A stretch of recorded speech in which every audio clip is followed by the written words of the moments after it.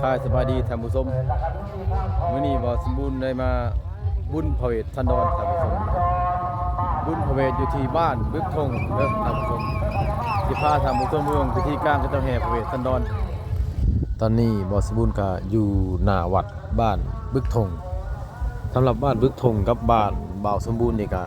บ่ไกลกันปานใดท่านผู้ชมเลยมีเพียงแต่3 กิโลเมตรออกจากบ้านดงดอกไม้เมืองจะพรแขวงสวรรณเขตซึ่งเป็นบ้านเกิดของบ่าวสมบูรณ์หันมาหาบ้านบึกธงเมืองจะพรแขวงสวรรณเขตกันนี่แหละก็3 กิโลเมตรออกจากบ้านดงดอกไม้มาหาบ้านบึกธงตอนนี้บรรยากาศภายในงานบุญกับคนกับบ่ทันหลายปานใดนะท่านผู้ชมเพราะว่ากระเจ้ากำลังออกไปหับเอา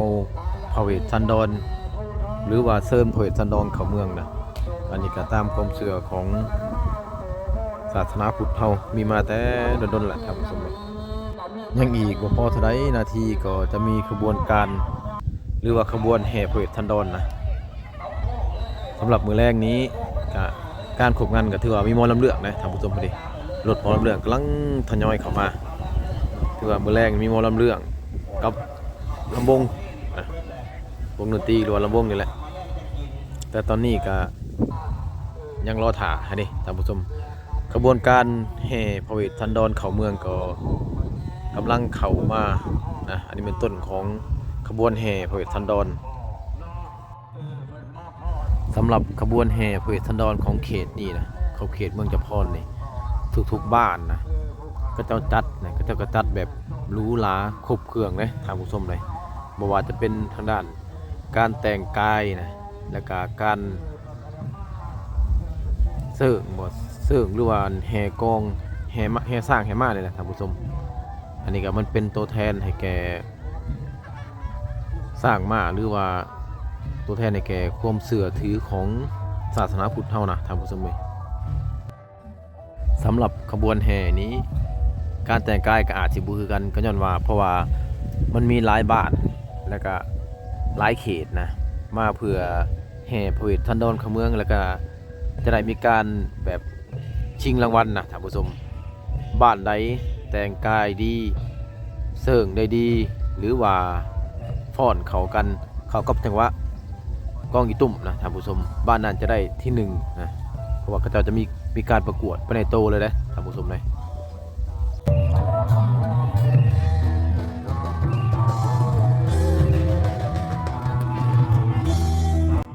สำหรับวัฒนธรรมฮีตของประเพณีนี่ก็จะคล้ายคือกันกับฝั่งประเทศไทยนะถ้าเว้าสมบูรณ์ติดตามมึงนะจะคล้ายกันกับภาคอีสานของไทยนะท่านผู้ชมเพราะว่าฮีตของประเพณีลาวกับไทยส่วนใหญ่ก็จะคล้ายๆคือกันนะท่านผู้ชมเพราะว่าจะเป็นงานบวชงานบุญหรือว่างานอีหยังต่างๆส่วนใหญ่ก็จะเป็นแบบ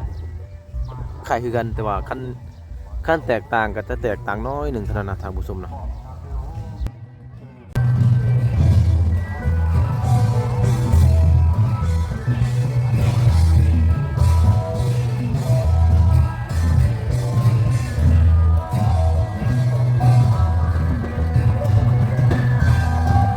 อันนี้ก็แมนขบวนการฟ้อนกองอีตุ่มฟ้อนกองอีตุ่มที่ว่าบ้านอื่นนะที่จะมาชิงรางวัลกับบ้านบึกธงนะท่านผู้ชมจะเป็นขบวนฟ้อนอีกขบวนฟ้อนอันหนึ่งนะผู้หญิงก็จะแต่งกายอีกแบบหนึ่งแล้วก็ผู้ชายก็จะแต่งกายอีกแบบหนึ่งนะแต่ว่าจังหวะก็เจ้าสิลงโตก็ระหว่างกองอีตุ่มกับผู้ฟ้อนนะถ้าว่าจังหวะลงโตก็ได้ดีก็จะสามารถเข้าไปยืนชิงรางวัลได้นะท่านผู้ชมเลย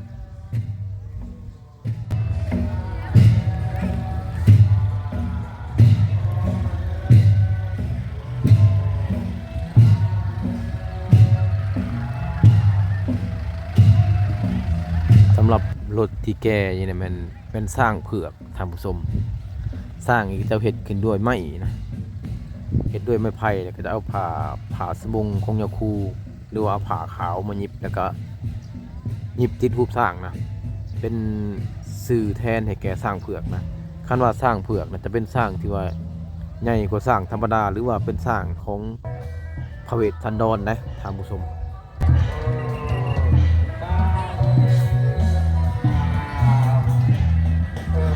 เ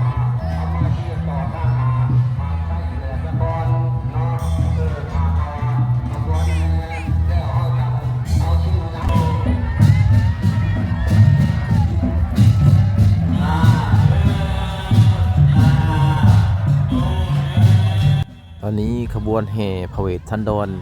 เข้าเมืองก็กำลังคึกคืนเลยท่านผู้ชมสำหรับขบวนแห่พระเวทสันดรนี้ก็เจ้าจะแห่พระเวทสันดรเข้ามาตั้งแต่ป่าแต่ดงตามมันนิยายของพระเวทสันดรแหละสมบูรณ์กับบ่ฮู้ละเอียดนะท่านผู้ชมหลังจากเชิญพระเวทสันดรเข้ามาแต่ป่าแล้วก็เจ้าจะแห่อ้อมหอแจกหรือว่าอ้อมเดินวัดน่ะ3 รอบจึงได้จบนะท่านผู้ชม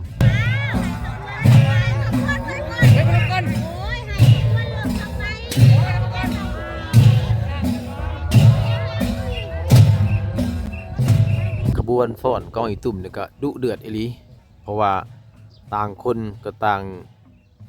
ควักสิ่งที่ดีของตัวเองออกมาเพื่อจะญาติชิงรางวัลข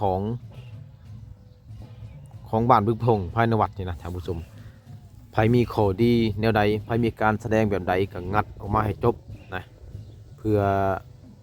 แสดงให้ท่านผู้ชมได้เบิ่งได้เห็นถึงความสามารถของบ้านที่จะมาชิงรางวัลนี่แหละ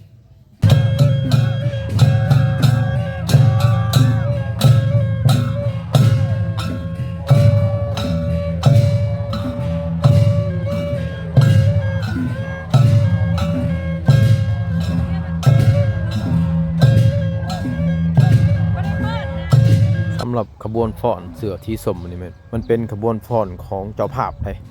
เป็นขบวนฟ้อนกองอีตุ่มของบ้านบึกธงนะท่านผู้ชมเลยเป็นขบวนฟ้อนของเจ้าภาพ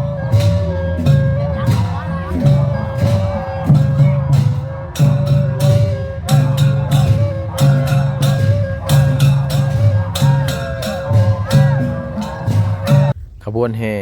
นางมาทีหรือว่าแห่พระเวทสันดรเข้าเมืองนี่ก็ถือว่ายังอีกหอบเดียวนี่แหละถือว่าหอบนี้นะเป็นหอบสุดท้ายเป็นหอบที่3นะขบวนแห่พระเวทสันดรของชาวบ้านบึกธงเนี่ยนะท่านผู้ชมหอบนี้หอบที่3หลังจากแล้วหอบนี้ก็ถือว่าเชิญพระเวทเข้าเมืองพระเวทนางเมืองนะแต่สำหรับผู้ที่ว่านักแสดงนี่นะท่านผู้ชมก็เจ้าก็มีการแบบว่าแต่งกายคือกับพระไตรปิฎกเว้ากล่าวไว้นะนางมาทีจะแต่งกายแบบใดแล้วก็จะมีตาพามเถ่าอีกนะท่านผู้ชมมีตาพามเถ่าแล้วก็นางมาทีพระเวทสันดรนี่คือดังท่านผู้ชมเป็นนี่อันนี้เป็นการแต่งกายแบบเป็นยุคก่อนนะให้มันถือกับการแต่งกายของพระเวทสันดรกับนางมาทีมันจะคล้ายๆแบบคือหนังโบราณ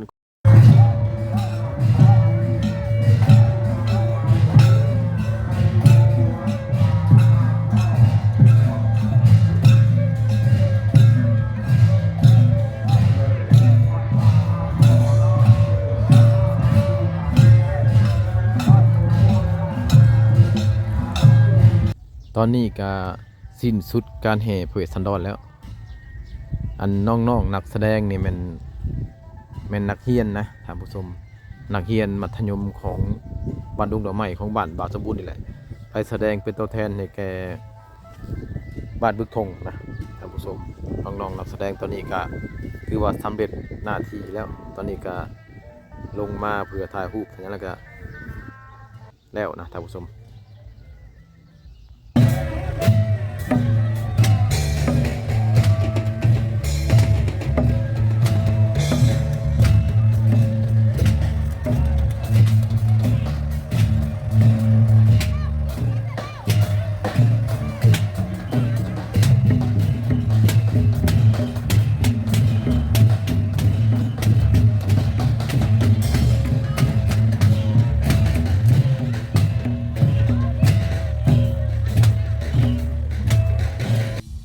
ส่วนอยู่หน้าพามไซหรือว่าอยู่หน้าที่ว่าคณะกรรมการหรือว่าอำนาจการปกครองบ้านและข้าพระสงฆ์นั่งนี้เพิ่นก็จะมาฟ้อนประกวดอีกเป็นรอบสุดท้ายระหว่างบ้านต่อบ้านนะแข่งขันการฟ้อนงามสำหรับการฟ้อนงามนี้ก็จะเลือกเอาแต่คนอายุแบบวัยกลางคนขึ้นไปก็จะบ่เอาคนหนุ่มคนสาวอันนี้ก็มันเป็นการสร้างขบวนการหรือว่าเป็นการสร้างให้คนหนุ่มให้ขออภัยท่านผู้ชมให้ผู้ที่ว่าคนในวัยกลางคนนะให้มีความเบิกบานมวลซื่นให้มีความสุขแล้วก็ให้มีความสามัคคีภายในบ้านนั้นสำหรับ บ้านใดที่พรงามพระเจ้าก็จะประกาศรางวัลในหน้าที่นี้เลยนะท่านผู้ชม